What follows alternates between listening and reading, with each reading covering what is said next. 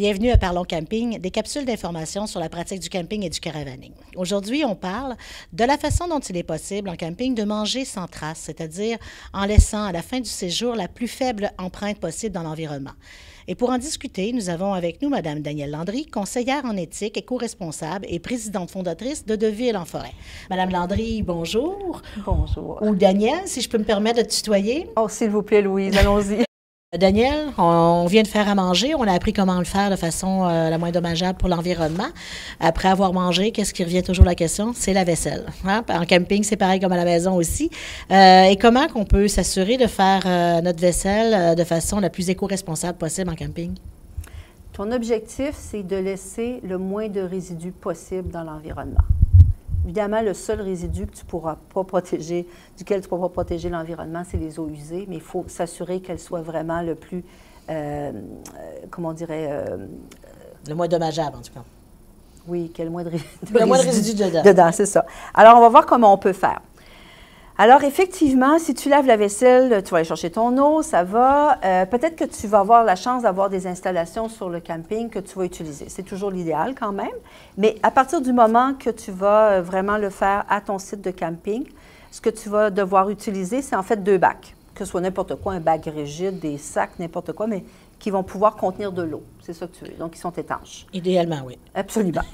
Alors, imaginons que j'ai lavé ma vaisselle dans mon bac, ici, qui est plein d'eau, et qui va probablement être plein de résidus de nourriture. Hein. Même s'ils sont très, très petits, ils vont être quand même présents. Si j'ai pris la peine de gratter avant l'excédent, de mettre ça dans mon contenant dans lequel je mets mes matières organiques pour apporter ça à la maison, ça va déjà un petit peu réduire la quantité de résidus, évidemment, qu'il va y avoir dans l'eau. Mais une fois que mon eau l'eau de vaisselle est complètement salie, je vais vouloir transvider cette eau-là dans un autre bac, dans un autre sac, en utilisant un tamis. Le mien est très petit, tu peux en avoir un plus gros, tu apportes quelque chose que tu as de la maison, et tu vas effectivement vider pour récolter ici pas mal de choses. Tous les résidus qu'il y avait dans l'eau qui restaient avant de te débarrasser des eaux usées. Oui, et ça, tu vas évidemment les rapporter à la maison, tu ne les jettes pas. Et l'eau usée, ce que tu vas faire avec elle, elle va être dans ce bac-là à ce moment-là, c'est que tu vas t'éloigner de ton camping et surtout s'il y a un cours d'eau qui n'est pas trop loin, tu vas vouloir encore plus t'éloigner. On recommande 70 mètres. C'est 80 pas d'adultes. C'est assez loin. Oui. C'est une recommandation. C'est ce qui serait le mieux. OK. Entre le mieux et ce que tu vas pouvoir faire, bien voilà, les gens prendront leur décision. Mais ce qui est vraiment important, c'est ne pas verser comme ça parce que ça concentrerait en fait les parfums et tous les autres petites graines qui vont de toute façon rester. Ça les concentrerait dans un endroit et ça attire nécessairement à ce moment-là les micro-organismes, les petits invertébrés, etc. Tous ceux qui peuvent se nourrir potentiellement de ça. Ce que tu vas faire, c'est disperser. Alors, tu prends la technique que tu veux, là. Sans arroser personne quand même au passage. Tu es à 70 mètres, probablement que tu as pris soin de t'éloigner du monde en plus. Donc, on étale le déversement des eaux usées le plus possible. Absolument. L'autre chose, c'est sur le choix des savons.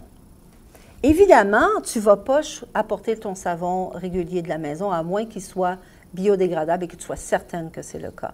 Alors, sur le marché, on a des savons biodégradables et des savons biologiques. OK. La différence, c'est dans le temps de dégradation et dans les résidus qu'il va y avoir quand même dans l'environnement. Il va y avoir des résidus de toute façon. OK. Ils vont être plus ou moins importants selon le choix que tu vas faire.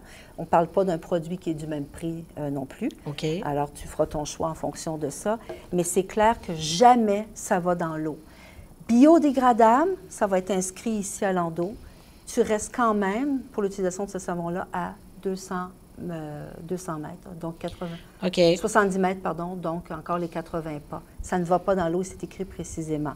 L'EcoTrail peut être utilisé dans l'eau, mais on le recommande quand même pas.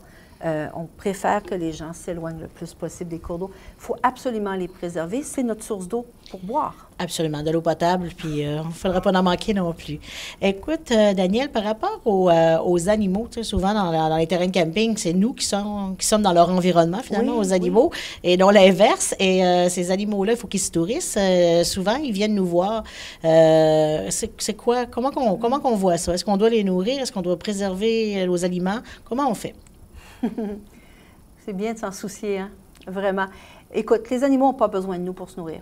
Et en fait, nous, on vient complètement interférer dans leur diète si on les nourrit ou si on laisse de la nourriture comme ça dont ils vont pouvoir se nourrir. Même les petites graines, je répète ce que je disais tout à l'heure. Donc, il ne faut absolument pas nourrir les animaux. D'abord, ils deviennent une nuisance parce qu'ils sont habitués à cette nourriture-là. Ils vont toujours venir la chercher. C'est plus facile, donc ils vont la prendre. Ils sont toujours en stratégie de survie, les animaux, hein? Donc, si c'est plus facile, ils vont aller la chercher. Donc, ils vont devenir une nuisance. Ils peuvent abîmer notre matériel, ronger les tentes, ronger nos sacs dans lesquels la nourriture se trouve. Et ils peuvent effectivement défaire, en fait, nos équipements. On sait que les ratons laveurs ont appris, par exemple, comment défaire les loquets à des glacières. Oui, alors qu'est-ce qu'on fait à ce moment-là avec nos glacières puis nos bacs si on ne veut pas qu'ils soient démolis par les ratons laveurs la nuit ou les ours même? Comme on parle probablement de campeurs qui ont leur voiture tout près, on va préconiser qu'ils utilisent le véhicule pour remiser la nourriture et qu'ils ne laissent rien ni à la traîne, ni dans les tentes, surtout, pour ne pas risquer d'abîmer les tentes. Autrement, si c'était des gens qui faisaient de la longue randonnée, bien à ce moment-là, il y a des barils à l'épreuve des animaux sauvages que les gens peuvent apporter dans leur sac à dos. S'ils font de la longue randonnée dans les Adirondacks, par exemple, c'est rendu obligatoire. Oui, comme c'est aussi dans l'Ouest canadien, voilà. Par rapport aux ours, là, ils mettent tout ça dans des trucs comme on a dans les canaux là, pour préserver. Alors, on dit ours, mais on dit aussi rongeur. Oui. On dit aussi dans d'autres contrées, sud des États-Unis, par exemple, on parle des oiseaux. Oui, c'est vrai, on peut penser.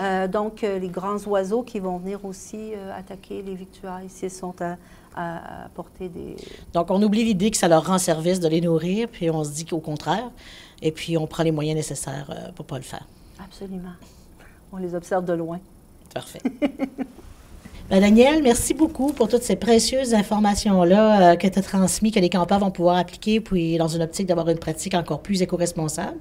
Et puis, bien, je te dis à bientôt. Merci beaucoup et bonne saison.